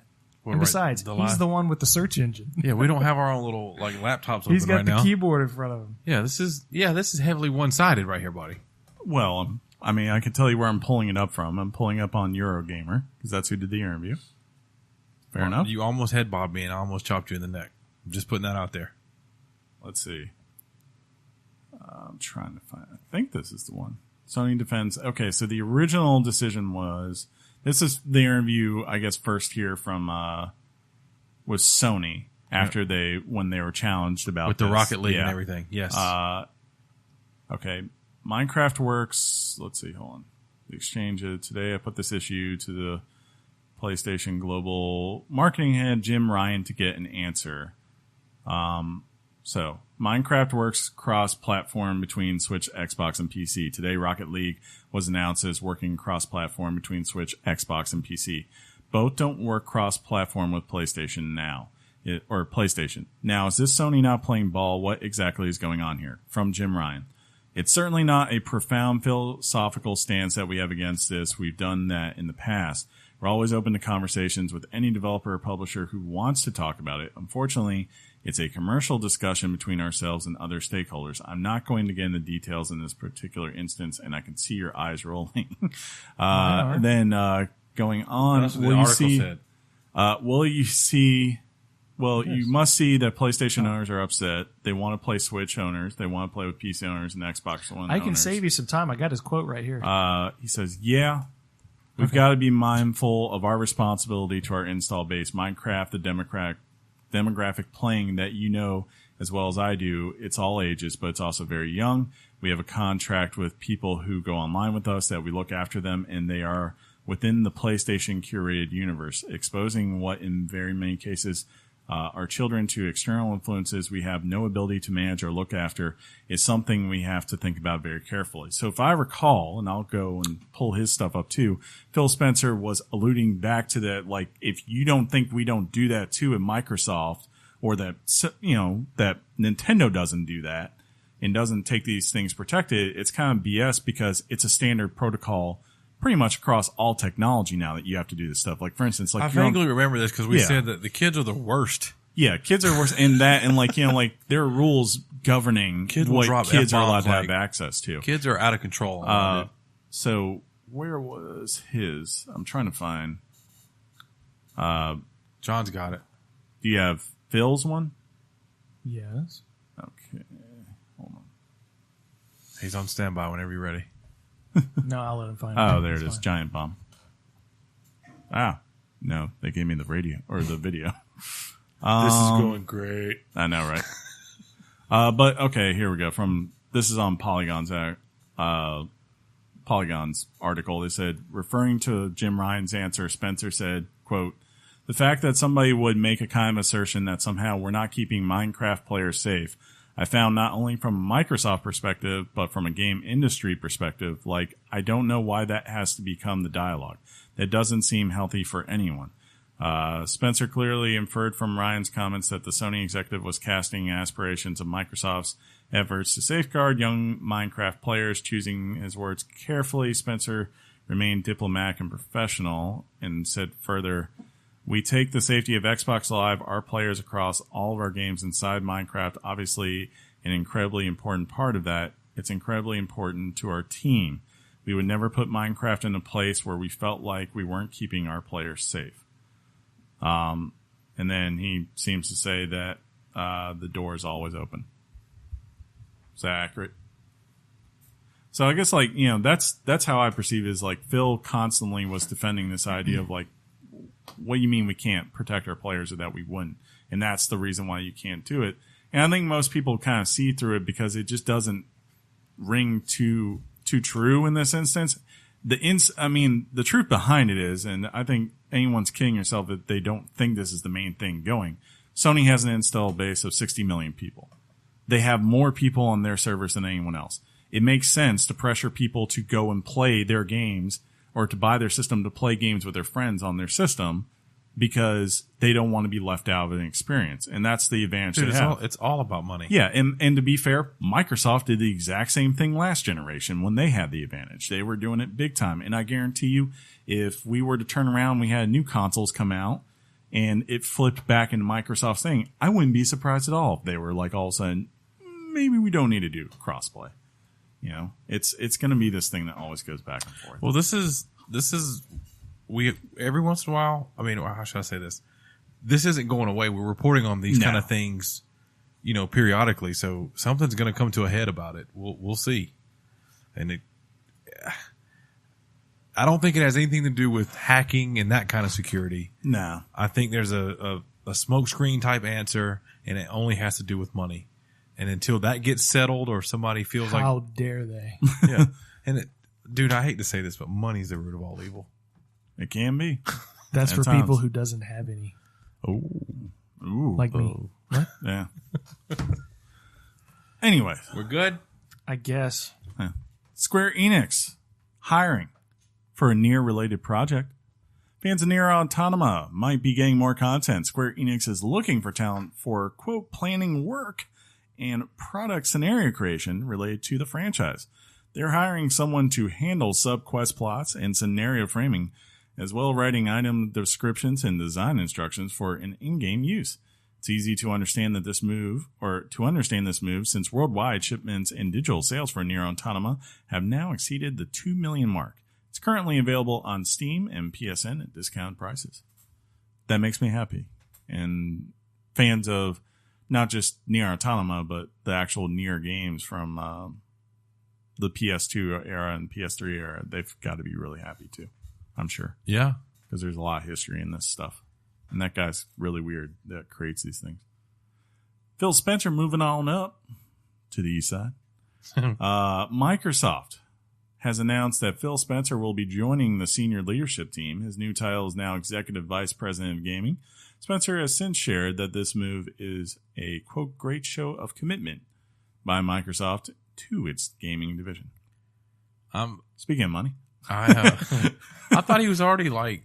He was head of Xbox, but I'm guessing now that, so they're just saying like, hey, now he's over any gaming we're going to have, period. That's good. You think it was a created position just for him? I think they just wanted to find a way, to make him, to say, hey, you're higher, you know? That's cool though, because maybe it gets him into more meetings with the big wigs there. Bill Gates. I'm trying to think. I can't remember the name of the guy who took the place of Steve Ballmer a couple of years ago. Oh, that guy. Yeah. Yeah. But maybe closer to him, more access to him, which is good for Xbox gamers.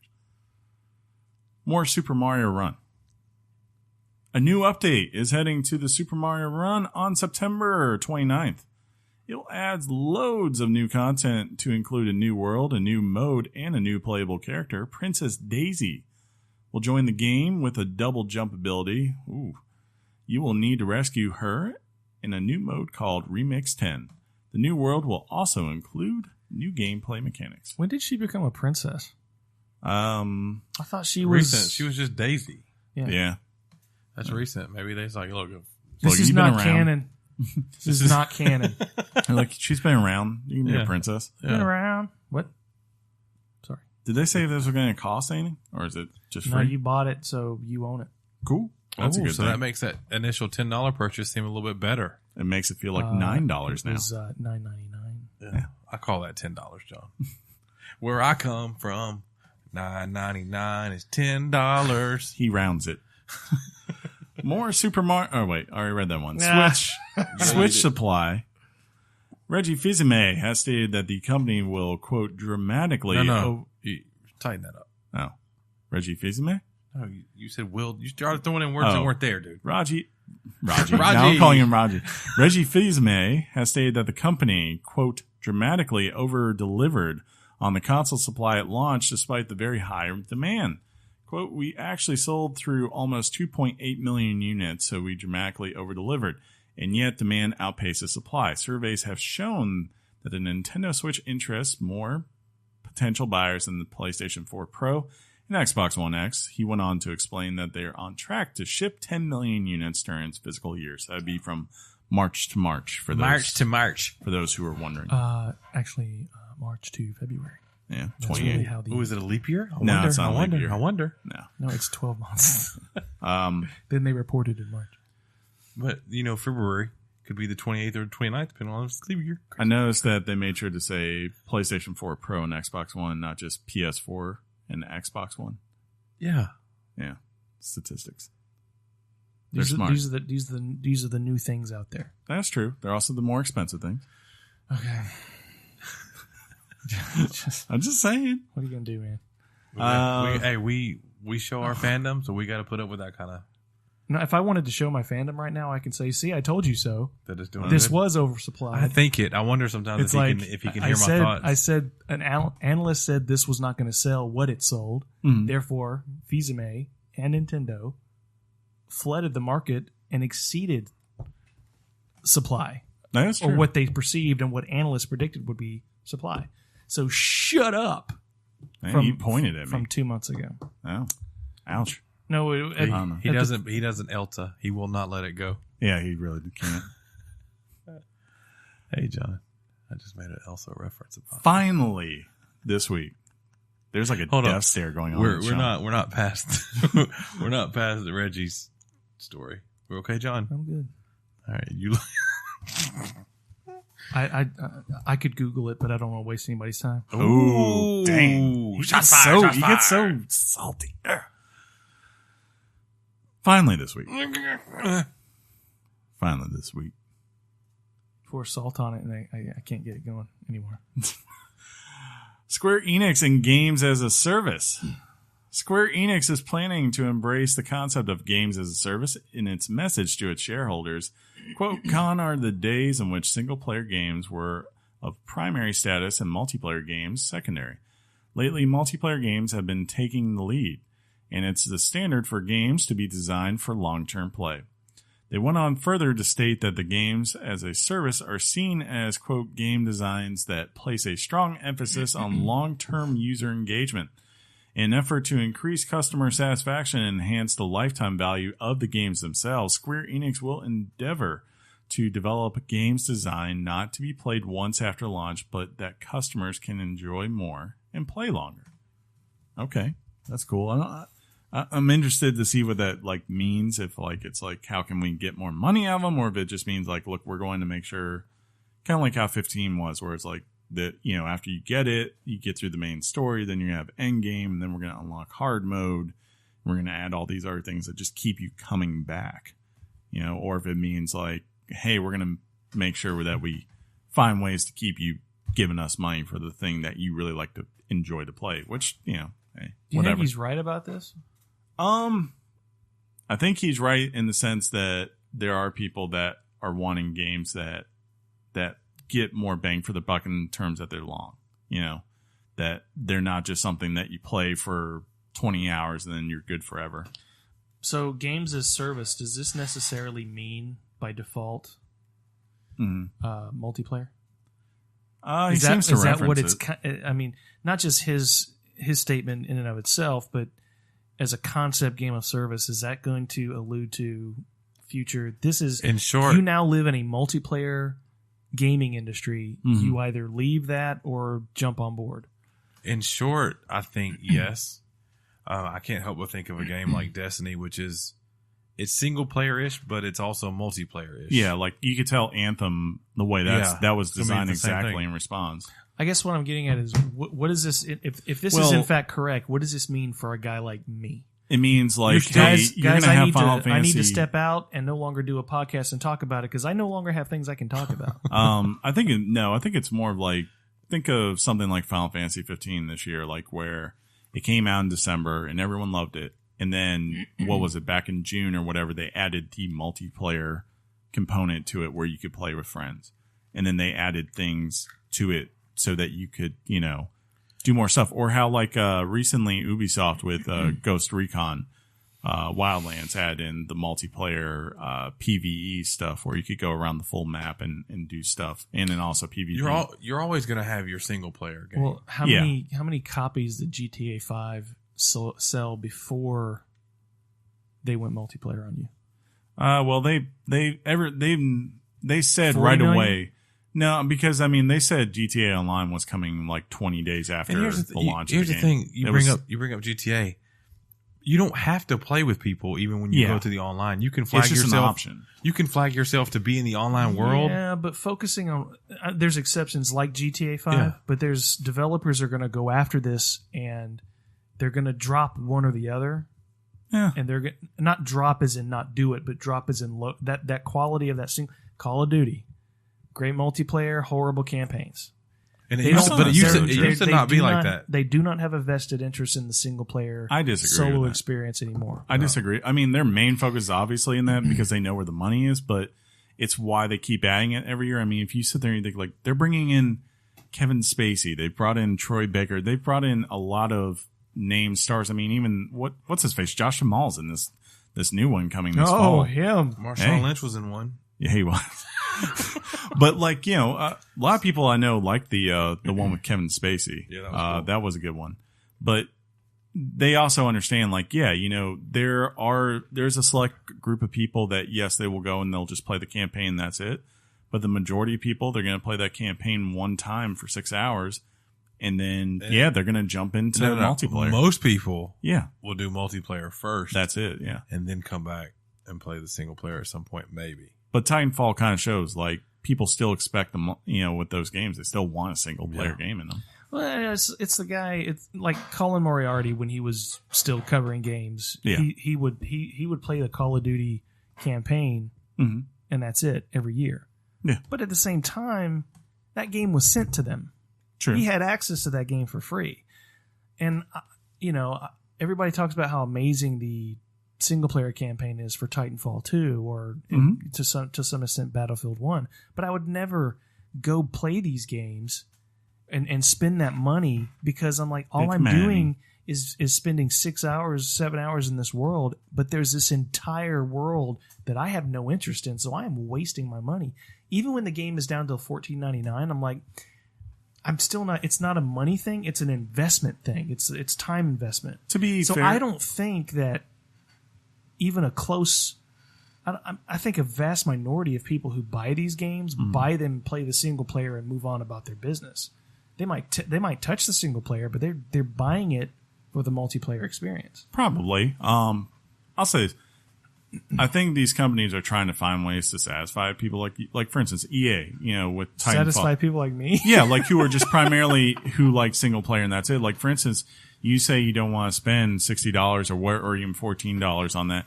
You could go buy an EA Access subscription for $5 for a month on Xbox and play this game along with like 30 other games of your choosing. Yeah. I mean, that's a great deal when you step back and you think about it. And then of course, you know, Xbox now with the game service thing that they've got, Game Pass or whatever, that's what they're aiming at too. So that might be the way it goes for getting people like you that don't want to spend $60 on that full experience because there's only one part of it that interests you. There are always going to be studios that are going to create great single player games. John. I agree with that too. They're not going to go away. This You might be promise? this might be the model. Look that's- at Promise? Yeah. Uncharted has Pinky. multiplayer. And I mean, but you also got a 16-hour campaign out of it. And you know, dude.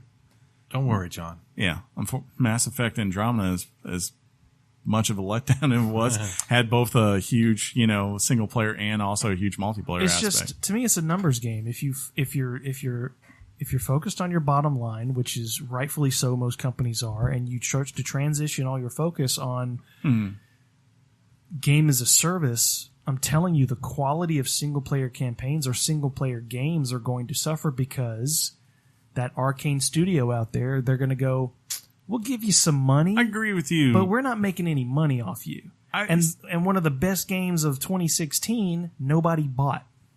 Yeah. Now why? Because it released in November 17th. Yeah, it released at a weird time. I mean, that's. Well, let's put it to the test and see how well this game. I mean, look at sells.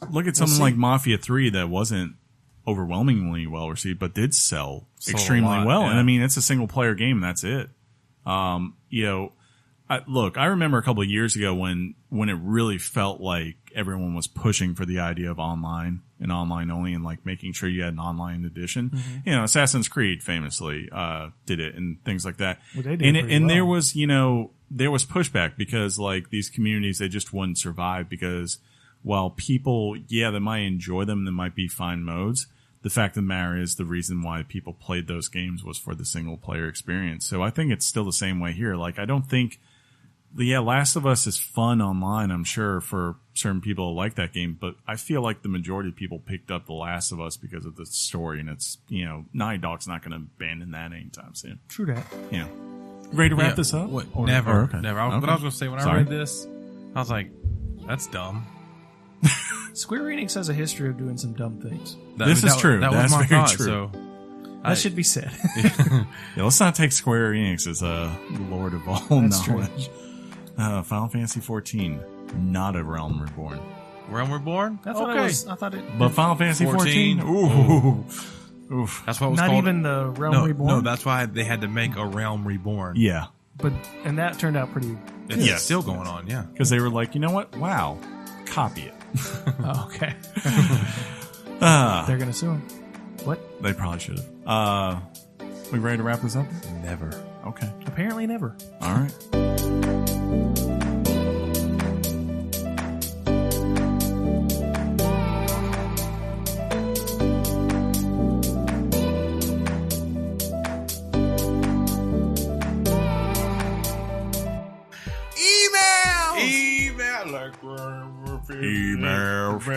Emails. Yeah. TJ writes in. What up, TJ? He says, hope y'all are having some good weeks. Between Irma, LSU's loss, and the weird 2K glitches, yeah, there are some weird ones, TJ. And the Saints being the Saints, well, the past few weeks have been tough. Still listening to every episode, though, and loving the content. Game on. I had the last part because I think he probably meant to say that. I don't think he did, or he would have typed it. I don't think his last words were sent from my iPhone, though. I think they just. You don't know that. I'm glad. I'm glad to hear you're safe. Yes, TJ. I'm glad you translated that for me, Chris. That's what he meant to say. And look, LSU. Sure, they lost, but they beat Syracuse recently. Yeah. The Saints won a game. Those Orangemen. The Saints won a game, and they did. And Irma. Didn't the Saints destroy Dallas? Wasn't that who it was? No, you're just making up lies now. Who destroyed Dallas last week? I thought it was the Saints. I don't know. Do not go to Google and search it. I'll go to ESPN and search it. They're playing Cowboys play tonight. Mm-hmm. Yeah. Hope they lose. Well, no, you do. I always hope they lose. Yeah. James doesn't hope they lose. He's just afraid because the Redskins destroyed Oakland. And also, we got an email. He didn't put his name, so I'll just give him a random name. We'll just call him Super J.J. Abrams fan for life. That's a good on-the-spot nickname there, Chris. We could also call him Schmacy. Yeah, let's go Schmacy. No, I like Super J.J. Abrams fan for life. Yeah, for sure. Yeah. Who are you talking about? Schmacy. Oh. Yeah, from Schmeek First Meat. Or I think it's actually just Schmeek Schmershes now. They got rid of the week. Right, they got rid of the week. Hey, guys. Hey. I was just getting caught up on listening to the Mario and Rabbids episode.